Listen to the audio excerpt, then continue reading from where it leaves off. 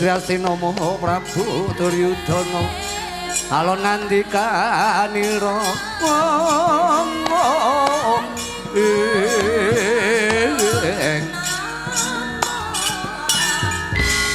Solahrini Radyan Bratasena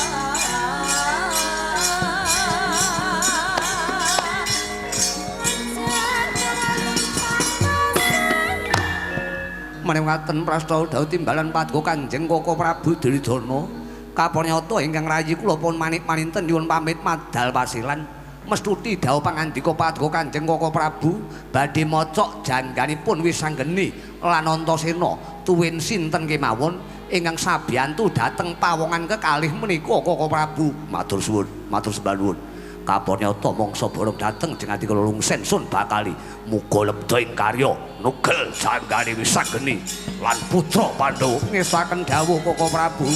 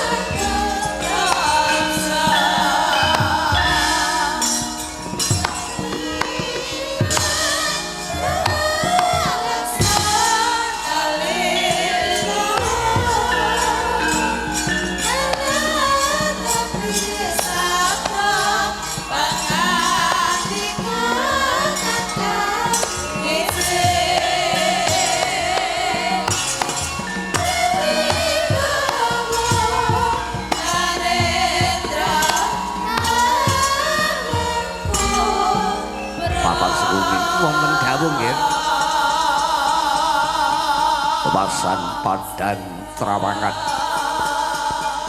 Kalau sing manah kula kadya kepapat obor sewu ing wanci peteng Mimulat kula nampi kesaguhanipun Prabu Manik Maninten anggenipun badhe nrenggalani wisanggeni lan para putra-putra Pandhawa Nggih pun percaya kemawon ora ana critane wisanggeni iso njaluk negara Ngastina sebab Ngastina duwe Manik Maninten.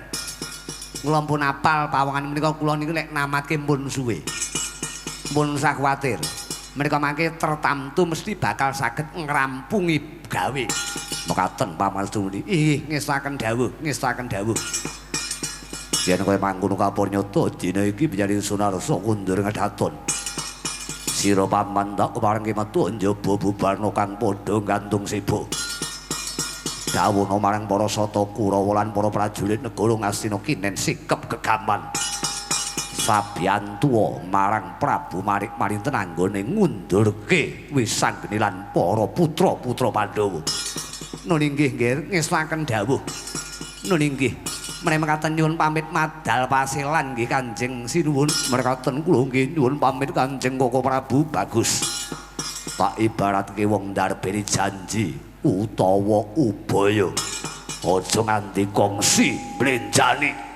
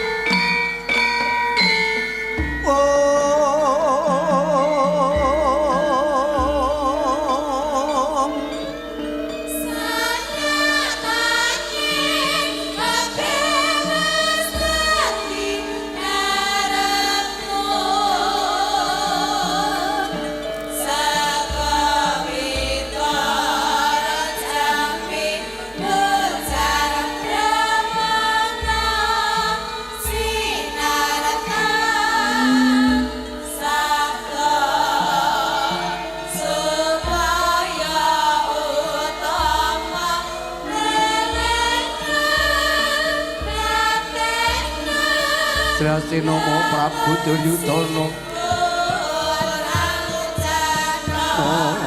Prabu Duryudana